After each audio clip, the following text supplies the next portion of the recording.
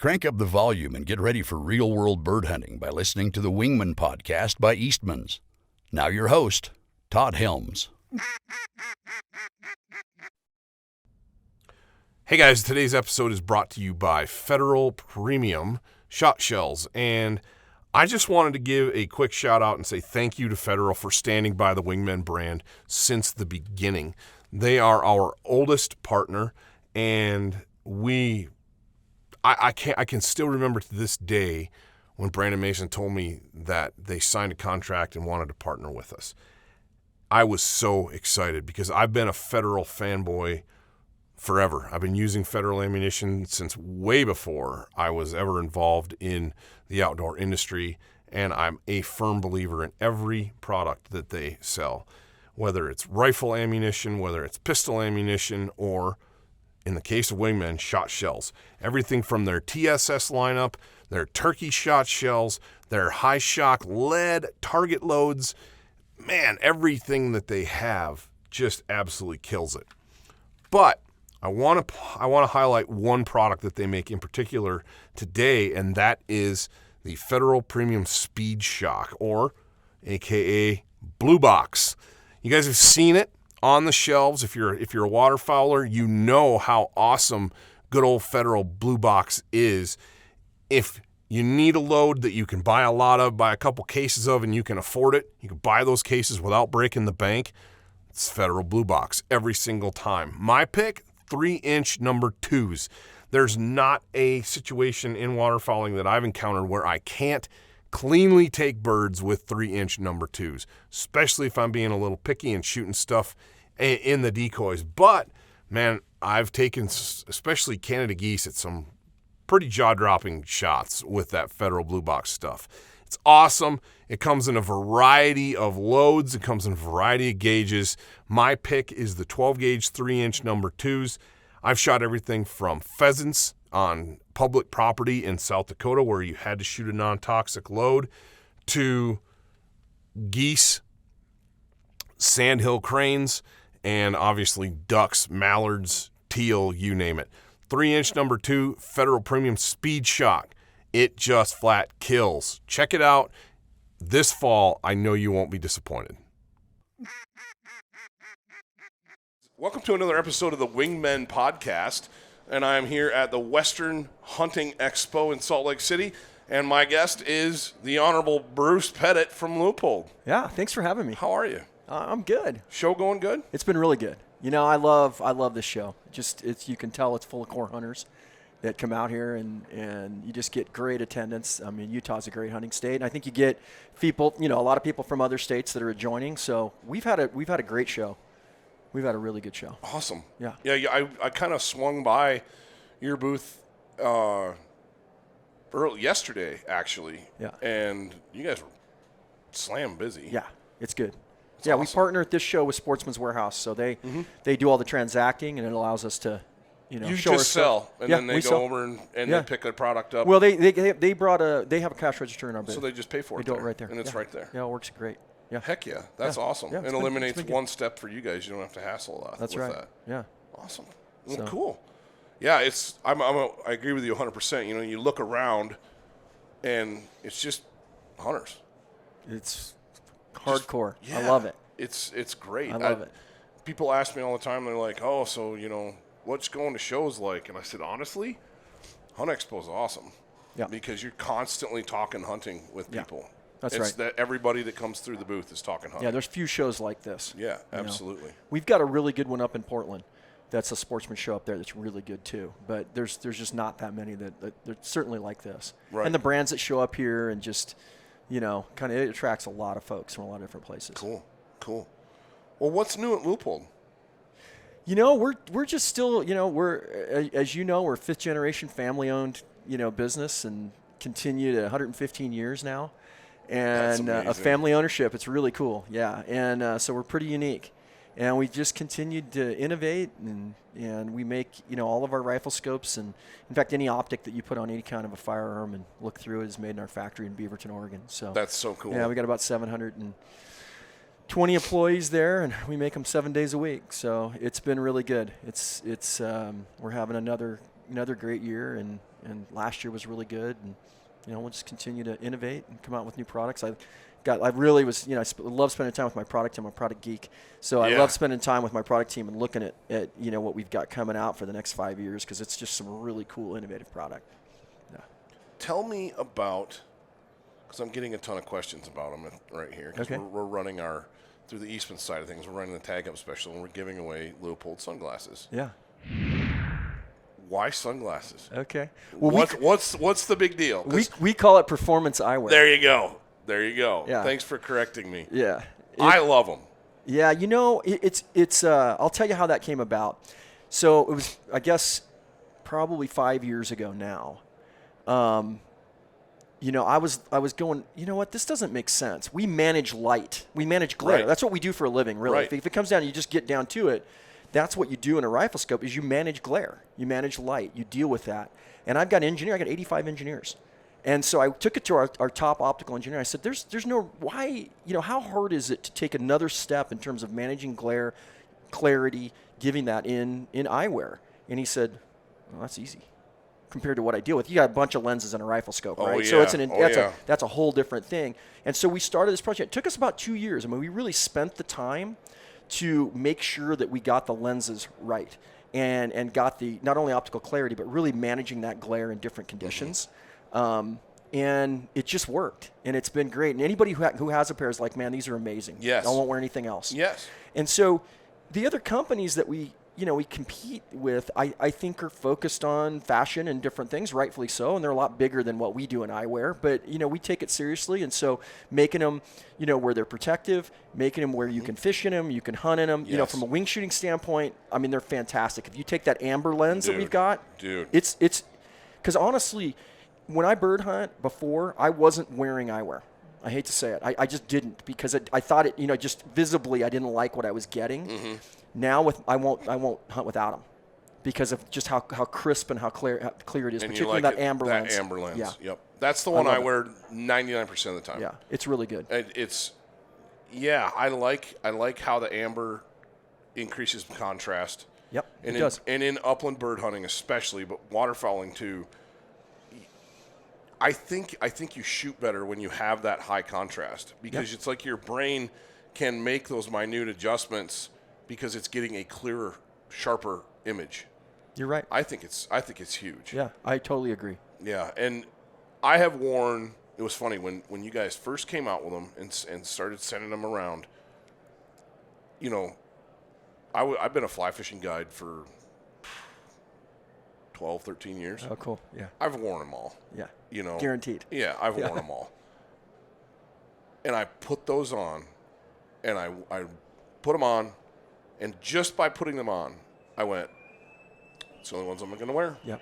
It was that quick. But I've worn a lot of sunglasses. Yeah. I've worn a lot of eyewear, and I'm looking at it going, these are different. Yeah, These are different. The light transmission's better. The contrast is sharper. They're super tough. Yeah. I mean, I literally knocked a set off. I think I was at Weatherby, and I was doing something over in Sheridan with the guys at Weatherby, and I had them on a shooting bench, and I knocked them off, and they hit the concrete. Yeah. And I was like, well, there's a scratch. Nope, no scratch. Yeah. They're awesome. Yeah, they got to have the Leupold, ruggedness piece of it. So anything we do has to have performance, and we've got to make sure that it really fits the optical clarity piece and then the ruggedness. Those got to go together, and that's not always an easy thing to do. And we accomplished it with this. I'm really proud of the design team. I'm proud of our product line managers in pulling this off, because it has been, we took a little grief in the beginning. Oh yeah. So when people found out we came out with sunglasses. Of course, Right. I never let anyone in the company call them that. Right, exactly. No, this is performance eyewear. But when we came out, we had a lot of people going, why in the hell would they do that? What are they doing that for? And then those same people have come back to me and said, I doubted it, and now I am absolutely convinced. Yeah. And it's the only thing I'll wear. Yep. So my wife stole mine, my first pair. She put them on, wore them. She's like, you're not getting these back. Yeah. I was like, okay, well, let's get you your own pair. No, I want these ones. Yeah. So she has my original pair, and then but yeah, they're impressive. They're awesome, and I just tell everybody that sees them, I'm like, here, put them on, try them, wear them for a little while, Go check them out. I've been super impressed with them. Yeah.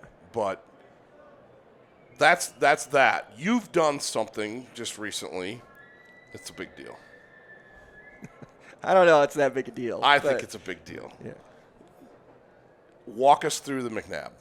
Yeah. So the quick story is, I was traveling actually over in the UK on business back in, I think it was like 98, if I remember. And I had, I've always been an outdoorsman and I love gun dogs. I'm addicted to gun dogs. I mean, I just freaking love them. I've had them my whole life. And it's just, so I was over there. I went to the game fair. If you know what that is, it's the big. I know. Game it's cool. Fair. It's actually really cool. So I rented a car. I drove up to game fair, and ended up they had because the main reason I went was because I wanted to see they had a gun dog competition. Okay. And what they do is it's like Ireland as a team, and the UK and England as a team, and Scotland as a team, and they compete. And now, are there like different facets? Like, say there's like Olympic teams. There's different events. Yeah, I think this one was basically more like they what they do is it's all labs, and you've got them all British labs, and they've got them in a line, and they're going, and they'll go through the field, and then a bird will gets flushed, right? Like they hunt over there, right? So it's still rough shooting, sure. But it'll go through, bird gets flushed, they shoot that bird, and then that first dog, whoever's dog is up, he's got to go get that retrieve. Got it. Bring it back to hand. If he can't get that bird for any reason, then they'll send the next dog. Of course, if the next dog gets it, this one gets kicked out. And so it's really an upland bird type competition. Interesting. And in this particular one. And I was just fascinated by it, watching it. And then I found the guy who was the head of the English gun dog team. Okay. And started talking to him. I ended up getting a dog from him. But the truth of the matter is his son was there, and we kind of hit it off, and he was more my age at that, then. And we started talking, and I said, yeah, he said, I just did this Macnab. And I said, really? What was it? And so basically, that gave me the idea. It's a Scottish tradition where you go out and from sunrise to sunset, you harvest a buck. So that there it's usually a roebuck or stag, whatever. Right. And then a brace of grouse, so 2 grouse. And then you take the hair from the deer, and you take the feathers from the grouse, and you tie a fly, and then you got to catch a trout with it. Right, or a salmon. Dude, whatever. That's cool. Yeah. And so but you got to do it in that window, right? Right. You only have 12 hours. That's it. Yeah. And so at that time, I was like, I'm going to do that someday. And honestly, I didn't pick it back up until I was hunting. It was 3 years ago, and I was in Oregon. I had a mule deer tag, and I was out by, it's Ritter, Oregon. It's beautiful country out there, and it's just gamey.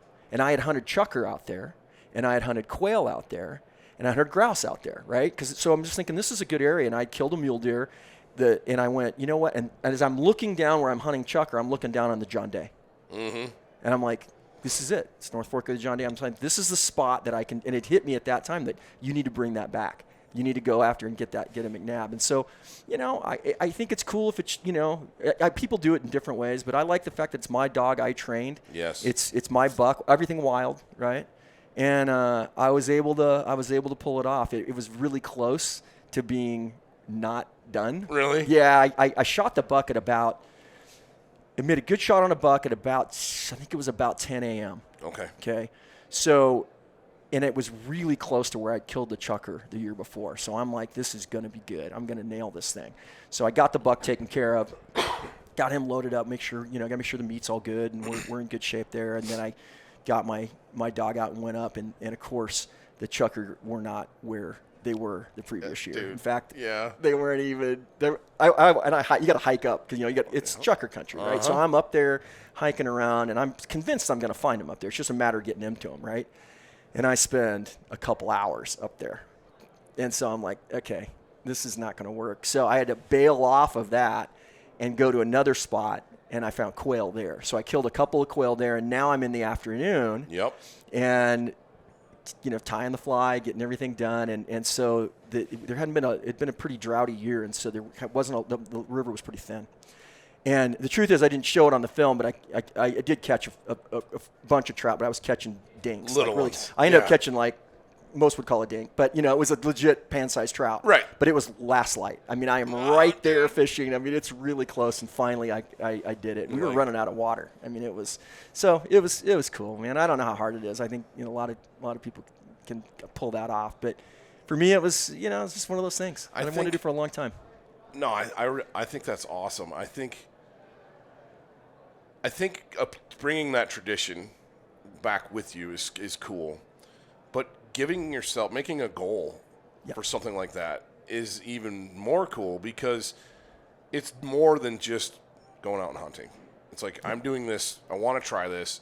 And it's pushing yourself, it's challenging yourself to do something and to pull something off that not everybody honestly would even have the opportunity.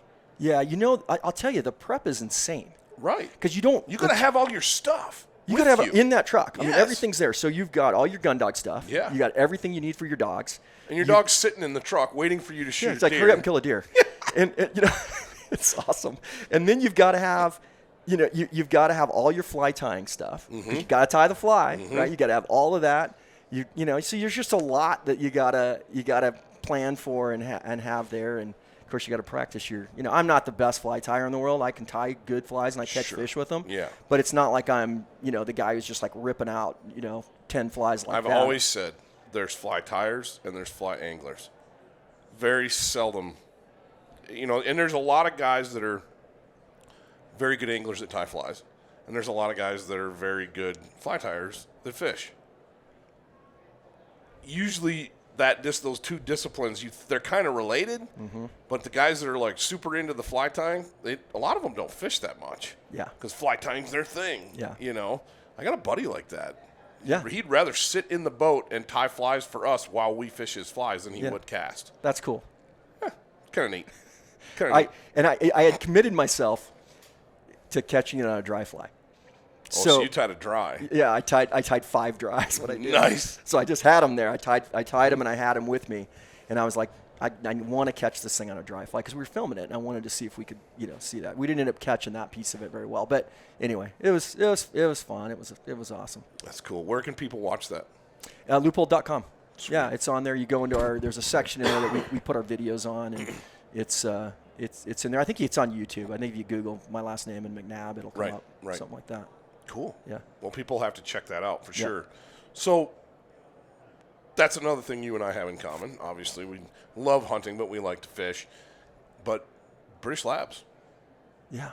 I love British Labs. Aren't they amazing? Yeah. And I'm not degrading anybody that has an American lab. I'm not that guy that's all snooty and snotty about this. I like labs in general. I like dogs in general. Yeah.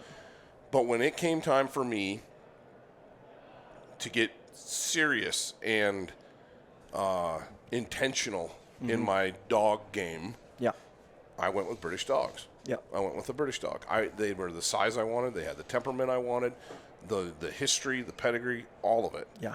And man, I couldn't be happier with my decision. Yeah, I'll tell you how I got into them. It was back in that's how I ended up, part of the reason I went to that game fair at that time is I had bought a pup, American Lab, had field trial breeding, big, strong dog. I've trained dogs, right? So I had him in, but I'm also working full time and all that stuff, right? Yeah. We all know that challenge, right? And kids, and little kids too at that time. So I started training this dog, and I couldn't get him to do what it was just a struggle. He was good. He was a kind dog, but he was just so much. So I took him to a pro trainer, guy in Idaho, put him over, sent him over there, paid the money. I thought, you know what, I'm going to send him over there and see what we can do. Guy calls me. It's probably been, 3 months of training. He said, I got to tell you, I can't get him to stop breaking. And I was hunting a lot of waterfowl then, so I needed a steady dog. You needed a steady dog. I couldn't just use him for upland birds. At that point, I was in a kind of a duck club deal, and I was in Wolfton, Washington at the time, and I just needed a steady dog that was going to stay in the blind and be smart, And he said, I can't. He called him a monster. He goes, I can't get this monster not to break. And he goes, and I'm dialing him up. And now I'm kind of going, this is not what I want. I said, okay, I'll come get him. And so I got him. I ended up, I really liked the dog, but it just wasn't going to be what I wanted. And I was pretty bummed because I liked him. I ended up selling him to a friend of mine who I knew was going to use him, and he didn't care if the dog broke. He didn't care. So he got a great life. Everything worked out good. Perfect. And of course, I didn't get anywhere close to what I had in him by the time I did 3 months of training. Yeah, exactly. But then from there, I that's how I got over there, because I started really researching it at that time. Right. And thinking, what do I want? And I just kept hearing more and more about these British labs and what they can do. And I got into that. And then I went over, watched them, made really good, close relationship with Drake's Head Kennels is what it's called over there. Okay. Yeah. So they're good folks, and ended up at that point bringing a dog back with me. I got some pups over. I was really doing, those days you could go over and stick them on your flight for like $50. You can't do that now. Right in your lap. Yeah, you couldn't even do it. But so that's how I got into it. And then I honestly haven't owned a Labrador that is not a British Lab since then. Yep. It just, for me, it was just the right thing. I like the size too. They're athletic. Yes. They're smaller. I like a smaller dog, Me particularly for as much upland bird hunting as I do. Yes. They're really, really nice. I know there's some downside to, big river type stuff with them, but mine swim good. So do mine. They handle it. So do mine. My first one was kind of like what you're doing. I mean, I grew up with labs. Yeah. I grew up with dogs in general, Yeah. but had labs. And it was always like somebody had a litter, and we went and picked out a puppy, and that was what we got. Yeah. Some of them were great. Yeah. Some of them weren't. And I wanted to get more intentional when I bought Macnab. And so I bought him from Double T British Kennels. Yeah, At that time, great one. Haynes Floyd owned Yeah. it.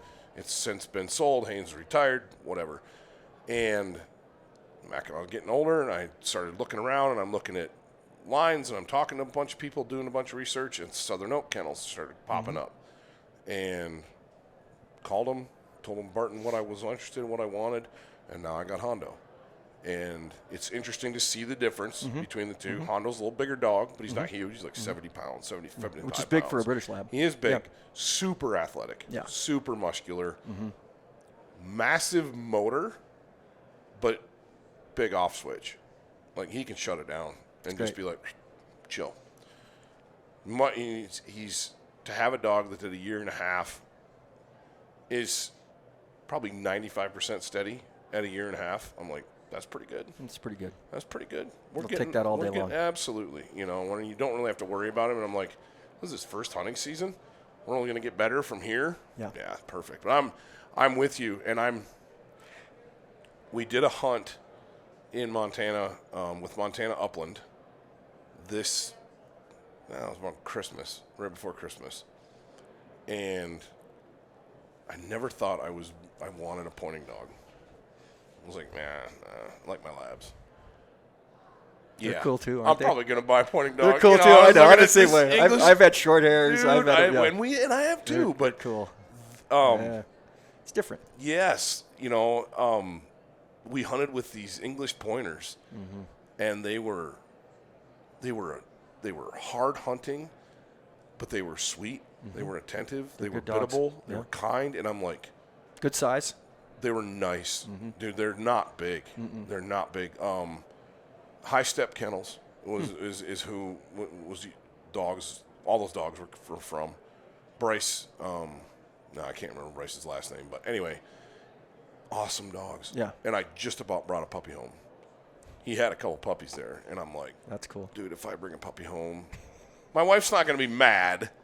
Because it's a puppy. Yeah. But we've got a lot on our plate. Yeah. I got 3 little kids. Yeah, I got that's 2 labs. Dogs are a lot. They doing it right. They're a lot. They are. And I just gotten done training all my initial training with Hondo.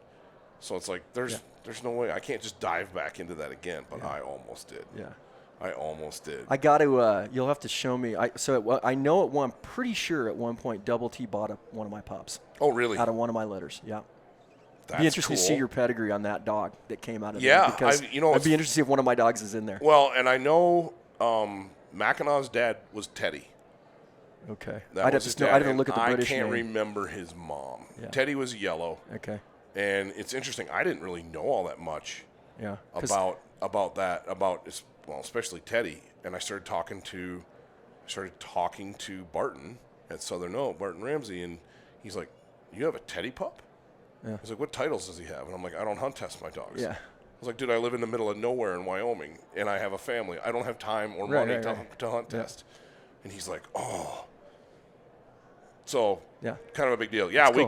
I can take some pictures and send it to me. It'd be cool. I could see if it'd be tracks interesting. down. Yeah, that's awesome. That'd be awesome. That is so cool.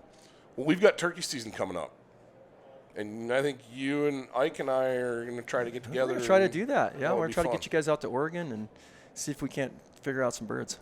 That'd be awesome. Yeah, it's you know what I like about it is it's mountain turkeys. Right. You know, so it's a cool experience. Beautiful property. In fact, it's not far from where I did the Macnab. Okay. Yeah, it's right down in that same area down there was what we're trying to put together. That's so cool. Yeah, they're good. And you know, I mean, look, I Oregon turkeys are, you know, it's not like trying to hunt an eastern in Missouri or something where they're, you know, they act pretty good from a hunting perspective. Yeah, exactly. They make you think you're a professional caller. I like those kinds of turkeys. Yeah, they're kind of like, you know, you just make a little noise and here they come. But unless you spook them, I mean, they learn quick. But yeah, we'll have a good time. No, that would be fun. It's a great area That'd be fun. I know we kind of got brought up, and I said, I'm down. That sounds like a good time. Yeah, no, that'd be a good trip. What did you just get done with? I know, like for us, we just finished up duck season, and we still have goose. What are you going to go back to? Yeah, so I just hunted last weekend. I went out for the final day of our upland bird season, not including pheasant. Pheasant shuts down sooner, but was able to hunt some quail, which was great, and got on some quail. And you know, I think I think between the two of us, my CFO and I went, and we killed, I don't know, I think 8 or 9 quail, which was great. And then we went and did some waterfowl hunting. Awesome. Yeah, so we did both, and we had a great afternoon there. So we only hunted a day and a half, but we had, you know, quail and waterfowl, and we killed both. And what are you? I mean, you got Pacific Flyway. So what are you looking at for birds when you're? I mean, you're shooting all widgeon, shooting. What are you doing? No. So out there, so I'm in eastern. This was in eastern Oregon. Okay. Okay. So I don't know. You know, you'll know better than me. I don't know exactly what's Pacific and what's not. You're still in Pacific and even in eastern Oregon. Even eastern. You know, so it's out by Pendleton area is where I was, and we shot almost all mallards. Really? Yeah. Yep. I think we shot 6 or 7 ducks, and I think 5 of them were greenheads. Oh wow. Yeah. Yeah, that's nice birds. That's us. Yeah. I mean, in our part of the world, in the Central Flyway, it's 95% mallards. Yeah. And it's just almost boringly steady. You know, where it's like, oh, another greenhead, another greenhead, and I never get sick of shooting mallards. No. But having a little spice and a little variety once in a while is not bad either. Yeah. But yeah, it's we had a pretty good season. Yeah. You know, we held a lot of birds for a long time. I don't know, what did you guys see? How much did you get to get out? So, well, this last weekend it was pretty cool. I mean, that's a spot I'll definitely go back to. I'd never hunted there before. And so we got onto a property that doesn't really get hunted, but they've got a kind of a drainage that goes through it. Okay. And it was full of water, and you could just see where the birds were there. But we had to kind of make our own little makeshift blind and kind of get tucked in, put some deeks out right there. But it was a small waterway. I mean, it's probably, I don't know, 20 feet across or something. Oh, wow. It's not, and you know what happened. It was great. So we had a group come in right before dark. We shot them. It was great. Dogs made great retrieves. Had another little group come in. We shot them. That was great. And then it was done. And then the flood came. And I was like, oh, yeah, we're going to come back here because I've never seen so many birds flooding into this waterway. I mean, there were some hay bales around there and stuff, so evidently there must have been some additional things they liked. Mm-hmm. But they just flowed in there. So I'm like, okay, this is a spot we'll hit again. So, yeah, it was cool. That's awesome. How much do you get to hunt throughout the year? Yeah, I don't waterfowl. You've got to be a super busy guy. Yeah, I don't. You know, I luckily being in the industry we're in, I get a fair amount of opportunity. So my customers hunt, my team hunts. I mean, we get the opportunity to go do that stuff a lot like you guys do, right? I mean, it's our biz. So I it just depends on the year and what I've got planned. Usually I'll have an elk hunt, deer hunt, something like that. And I just kind of plan it out. But my wife hunts, and she's a hardcore hunter. And so it's great because, we can always go do that together. Absolutely. And she loves it. she's like, okay, I'm in. Never have to, she's never like, I don't think so. I mean, she's always like, yeah, no, I'm in. Doesn't matter what it is either. I love it. Yeah, so I got really lucky there. She grew up in Alaska. So, yeah, she was born in Valdez and grew up in Kenai, and so I got pretty lucky on that front to have someone like that. Yeah, it doesn't happen. I realize that. I don't take that for granted. And so we get out quite a bit. I don't hunt as much upland birds as I'd like, to be honest, just because it conflicts with my my big game season, and we make rifle scopes, so kind of focus on that. That's the interesting when we're sitting here talking, because the performance eyewear side of it, and then I'm thinking the Delta Point Pro. Those are the two optics that I use the most for Wingmen. Obviously, binoculars. Yep. I don't really use a spotter very much because I can see what I need to see for scouting waterfowl with binos. For sure. But you guys, I mean, Leupold is, when you think Leupold, at least when I think Leupold, I think rifle scopes. Yeah, and you should. So that's got to be a massive part of what you do. It is a huge driver of our business. Yeah, so we, I think we are, I don't think anybody does it better. I really don't. And I mean that. I mean, we test other people's product. We look at it. If you look at our elite military right now, whether it's, CAG or Delta, or you go across the board to a lot of our allies, I mean, they're using our long range optics. And so I'm really proud of that, because, we talk we talk about our core purpose being we work to create epic moments. Right. And I love that, because, for me, I love the fact that, I can, know that one of our customers is going to go out and hunt with their family, and that optic's going to come through if they've drawn the tag of a lifetime. I know it's going to perform in the field. It's going to absolutely do what it's supposed to do. But more importantly, I've heard back from some of our warfighters like, hey, man, I was in a tough spot, and this is what happened. And I dropped my rifle, and I was still right on. I mean, that's the kind of stuff that kind of gives me chills talking about it now, but that's what's important to me, is that we're able to come through and do that. So our rifle scope business is a big part of our business. We have a good observation business in our binos and spotters and stuff like that. Obviously, we sell a lot of mounts, mounting options. Yes. So all that's really good. It is, and we're just our key is it just has to be performance. That's going to be the thing. So if we went into eyewear, it wasn't, hey, we're going to just throw a logo on it.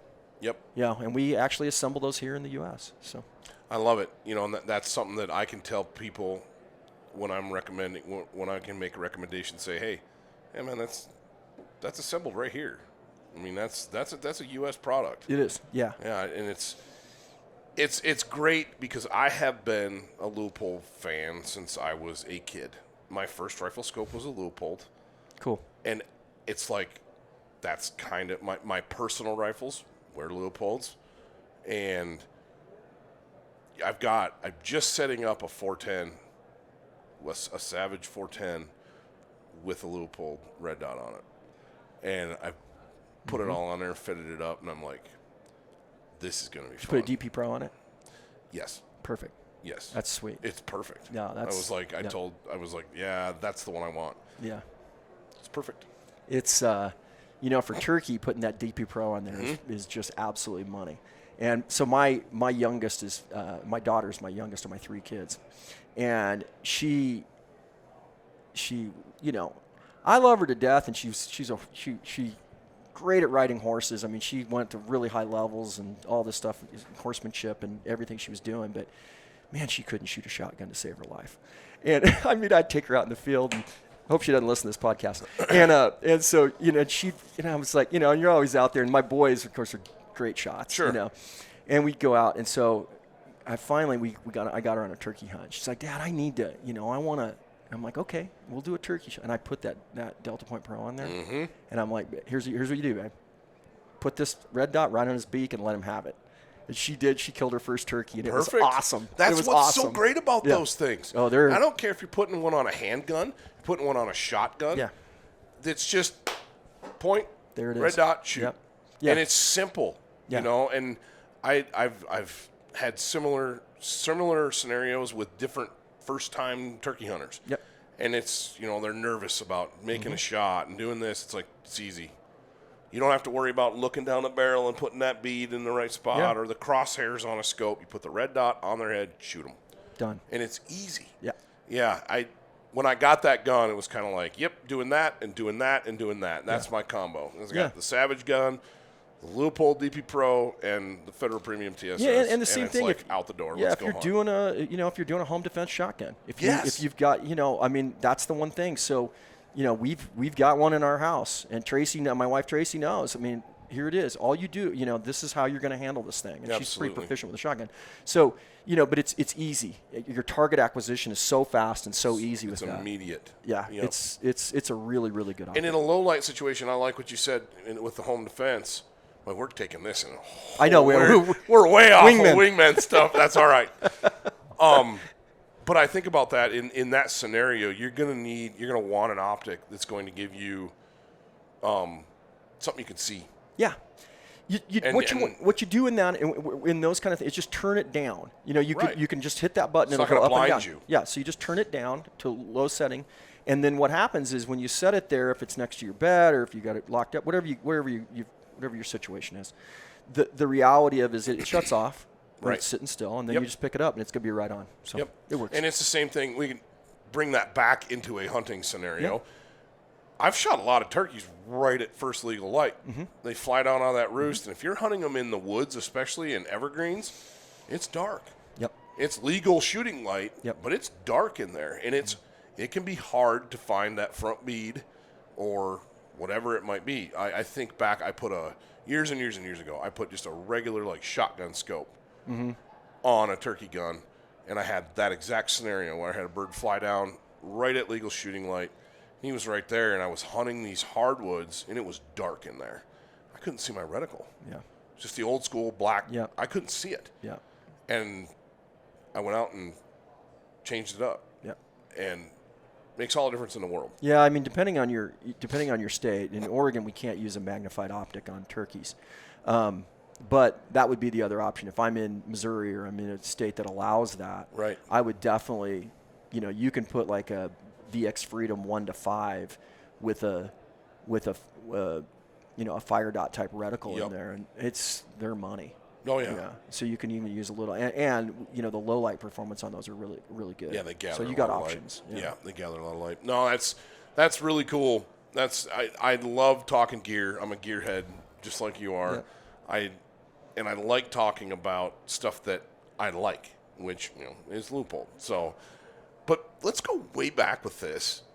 How did you get where you are? As it relates to... Let's talk about hunting first. Hunting? Because I always like to keep this podcast hunting-centric. Yep. And how did you get started in hunting? And then let's take us through where you are now. Because I guarantee you there's a lot of people out there that are sitting there going, I want his job. I want to do what he does. Some days you would, some days you wouldn't. Trust me. But, I think that... my grandpa got me into hunting. I mean, he was a big time bird guy. He had Brittany's. I'll never forget the first bird that I killed. I think I killed it. He might have shot it actually, but in one of those deals. I do that to I've done that to my kids too. Nice shot. Nice shot. Yeah. But he took me quail hunting in Oklahoma, and he had Brittany's, and that was it for me. I don't know how old I was, 8, 9, something, 10, I don't know, but I was hooked. I thought that is the coolest thing I've ever seen. And so that was really the start. And I grew up, my dad wasn't a hardcore hunter. He hunted some. So it's not like, I had this, that kind of a situation where it was just automatic. I had to create opportunities. I hunted in high school with my friends.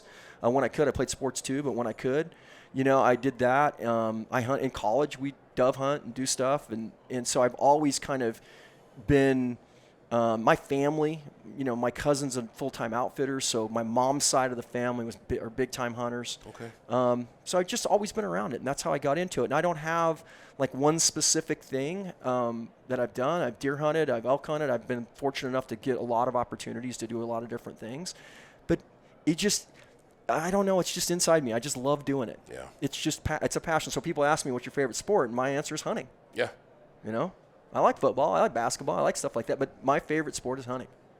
I just absolutely love it. I love it, and it can be all different types. I'll have as much fun going out and doing a pheasant hunt and watching the dogs and working on something like that, or a waterfowl hunt, or an elk hunt, to me. I mean, they're all kind of in the same world for me. I don't have just like, and I respect guys who get fixated on, the only thing I'm going to do is sheep.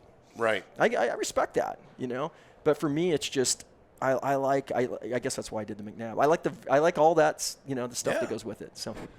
Yeah. No, I agree with you 100%. My brother and I have always said, dude, it could be rats at the dump. Exactly. I'm in. Let's go hunt. Yeah. I'm in. I don't care. Yeah. And it's pretty much the same way with fishing for me too. Yeah. Let's go fishing. I like being in the outdoors. It is. I remember as a kid, this sounds a little weird, but as a kid, walking the canals in Arizona and shooting the lizards with a BB gun. Often. Right. You try to hit them right in the head, shooting. They'd be on those canal walls, and you're on the other side. It was great fun. We didn't have lizards growing up, but it was always like red squirrels and stuff like that. There was just like you just decimate everything in the yard. When I was a kid, and I think they still do this program, but MEPS spinners used to pay for squirrel tails.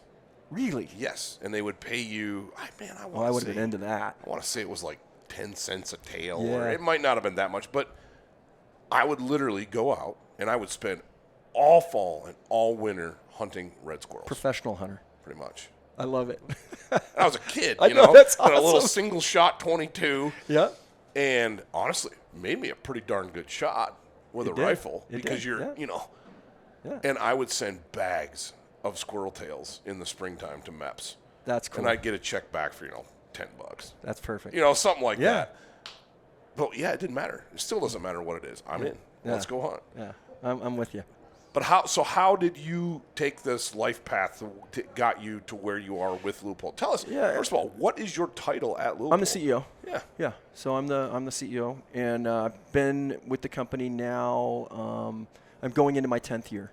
So it's been 10 years. Yeah, it's nine full years, just going into the 10th. So that's cool. Honestly, I've been in the sporting goods business my whole career, and so I've been lucky because I've been really involved in an industry that I love and care a lot about because I've always been involved in various sports, not just hunting and fishing.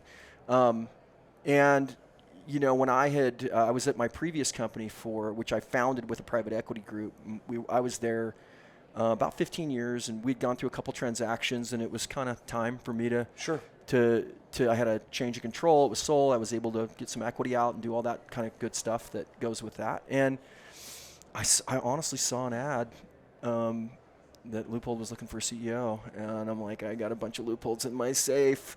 This is, so I didn't know. I didn't think there was any chance that, but I did my resume, and I hadn't done one, like I said, 15 years. And they called and said, hey, we want to talk to you. And I ended up going into a process, and honestly, I was really, really attracted to the fact that it was family owned. Yeah. Because I had worked in a different world of kind of private equity and shorter term, and it's just different. Because in what I do, it's sometimes the challenge of, depending upon who your investors are or public companies face this, is it's a very short-term approach, right? It's like, what's going to happen the next quarter? Right. And in our business now, and with the ownership that I have now, not only do they treat me like family, which I love and respect them for that, but the reality is they look at generational value. And that's a really liberating thing as a CEO when you're putting a strategy in place, because you get to see it's not all about what's going to happen in the next 2 years or next 3 years or in some cases the next quarter, right? You get to see it over time and make long-term investments and watch your strategy come into place. And I've been able to do that here. We're at all-time record on kind of every metric of the business. Love and it. I got a great team of people who they hunt, they fish, they care about each other, and we've got a great culture. And so it just worked for me, and I'm glad I took that. I was in Colorado, living in Colorado at the time, so the hardest thing was me leaving Colorado. Sure. Love that state. But being willing to go. Yeah, because Oregon, when you start looking at, I always look at things like as an outdoorsman. When I started looking at Oregon about hunting and fishing opportunities, I'm like, this is pretty good too. Oh, yeah. This isn't too bad. There's way more than people think. Yeah, the wild bird hunting is insane. Right. I mean, it's really a lot better than people think and give it credit for, in terms of diversity and what you can do. And, 2 types of elk. I mean, number of different deer species, Last year I killed a Columbia whitetail. You don't get to hunt a Columbia whitetail too many places. Can say that. Yeah, there's not very many spots. So anyway, for me it was just, I got that opportunity, and that's how I ended. And I do have one of the, I know I have one of the best jobs in the industry. I do know that, and I respect that. I really love it. I think that's cool. I like that perspective, because I think, unfortunately, a lot of folks in your position might start to take that for granted after a while. No. And when you stop being gobsmacked by what you do, it's time to move on. You know, when you go, I don't know.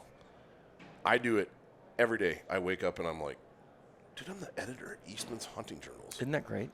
I'm the host of Wingmen, you know, and I get to see, and we all have lives, and life has difficulty of different measures. But when I look at it and go, but my job's awesome, that's a big deal. Yeah. That's a big deal. Well, and having that perspective is how you overcome things, right? Because the key to success, in my opinion, has a lot to do with resilience and being able to overcome, because none of us are perfect. No. We're not going to all make the right decision all the time. I'm certainly not. But if I have the ability to assess and overcome and be resilient, you know, and be kind of thoughtful about that, then, you know, you look at challenges that you face in a different way. You really do. And I think that's key. And so, yeah, I don't have perfect days every day. No, you know, nobody and does. it's a hard business. I mean, think about this thing. I'm building this rifle scope, manufacturing it. It's got, some of my higher end scopes have 220 parts. Yeah. We put them all together. We submerge them. They've got to work underwater. They've got to work in all temperatures. They've got to get punished. All this stuff, it's got to be on. It's a very intricate thing, and then I guarantee it for life. You think about that, it's kind of, I know. That's pretty like, whoa, I we can really do that? Guaranteed for life. Yeah.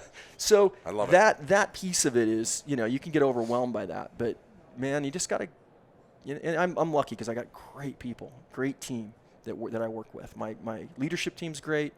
My team all the way down, 730 folks are just wonderful people. That's cool. Yep, they're good. That's cool. And you talk about that guaranteed for life.